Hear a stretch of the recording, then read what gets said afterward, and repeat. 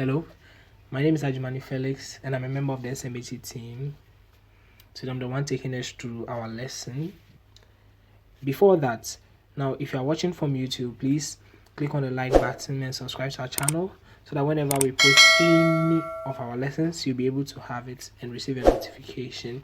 Now if you're on TikTok too, you do same, and even on Spotify. Okay, now our topic for today is stomach ulcers. Now stomach ulcers is also known as gastric ulcer. It is a painful sore that is in our stomach lining. It's also a type of peptic ulcer disease. Now, peptic ulcers are any ulcers that affect both the stomach and small intestines. Now, stomach ulcers occur when the thick layer of mucus that protects your stomach from digestive juices is reduced. This allows the digestive acids to eat away all the tissues that line the stomach, causing an ulcer. Stomach ulcers may be easily cured, but they can become severe without proper treatment. Let's just go to the causes of stomach ulcer. One of the major causes of stomach ulcer is taking in anti-inflammatory medicines. Now, anti-inflammatory medicines are the same as NSAIDs, okay? Now, AIDs are medicines that are widely used to treat pain, a high temperature, and inflammatory, which is also known as swelling.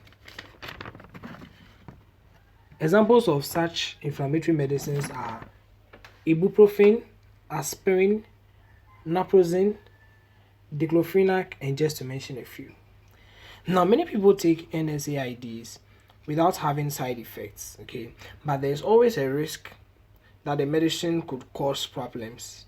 Now, we all know that there are some drugs that when you take, it gives a side effect. Now, when you take anti-inflammatory medicines, sometimes it could cause stomach ulcers, particularly if you take it for a long time or at a high dosage, especially those who like to abuse drugs. Now, it could cause stomach ulcer when you keep on taking those drugs.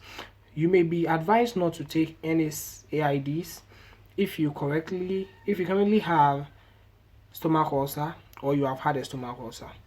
Paracetamol can often be used as an alternative painkiller, which is very, very important. Let's keep this in mind. Now, whenever you're having a pain and then you want to use a safer method or a safer painkiller, I think you should go for paracetamol. Okay. Now, another factor is also the lifestyle factors. Okay, there is just little evidence that some lifestyle factors like spicy foods, stress, and alcohol can also cause stomach ulcers. Okay, but let's keep it in mind. Eating a lot of spicy food, it opens the way for ulcer to just barge in, but they may make your symptoms worse as well. Okay, it's thought that smoking increases the risk of developing stomach ulcers and may also make treatment less effective. So let's take note of that. Now, finally, there's this bacteria that also causes ulcer. Okay, there is just little proof that it is dominant in most people's ulcers, but then it's very, very important and it's very, very dangerous. That's the Helicobacter pylori bacteria. Yes, it is a very, very dangerous bacteria that when it gets into your system, it wears away the mucous lining of your stomach and then it will cause you an ulcer. Okay, let's just go to the symptoms of stomach ulcer. Now, one of the symptoms is stomach pains. Yes, we all know how painful it is when you are experiencing this stomach ulcer. Okay, now the pain might last for a while. Okay, that one will let you know that yes, this is an ulcer. And there is indigestion, heartburns, loss of appetite, feeling and being sick, weight loss. They are all symptoms of stomach ulcers. When you start experiencing such things, please immediately consult the doctor or see a physician to assist you. Now, in as much as it is advisable for you to see the hospital or the doctor when you are experiencing these things, now there is also an alternative method of treatment for those who like to medicate personally, those who like to go to the drugstore. Yes, now when you go to the drugstore with stomach ulcers, the first thing that most of them will give you, if it is an infection by the Helicobacter pylori bacteria, is an antibiotic. Okay, they'll give you an antibiotics, and antibiotics like amoxicillin, clarithromycin, yes, clarithromycin, and metronidazole. Those are some antibiotics that may be prescribed for you.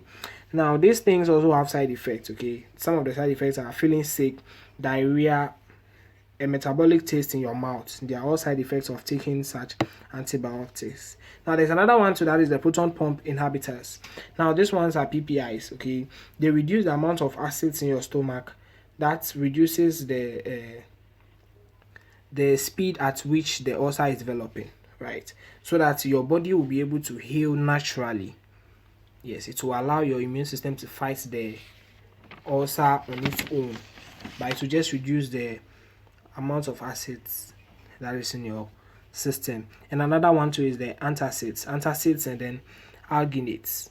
Yes, they are all treatment methods for the stomach ulcers. Yes. Now, if this video has been helpful to you, you just make us know in the comment section. And also, if you have a question to ask, just drop it in the comment section. We will answer your questions as and when we receive them. Thank you very much for your time and your patience. That is a very short lesson that we have made for you, just to help with those having stomach ulcers, or to help us stay away from having stomach ulcers. And then thank you very much. Thank you. My name is Ajumani Felix again. I'm a member of the SMAC team. If you are watching on YouTube, please don't forget to click on the subscribe button and the notification bell, so that you'll be able to receive each and every lesson that we post in the group. Thank you very much for your time.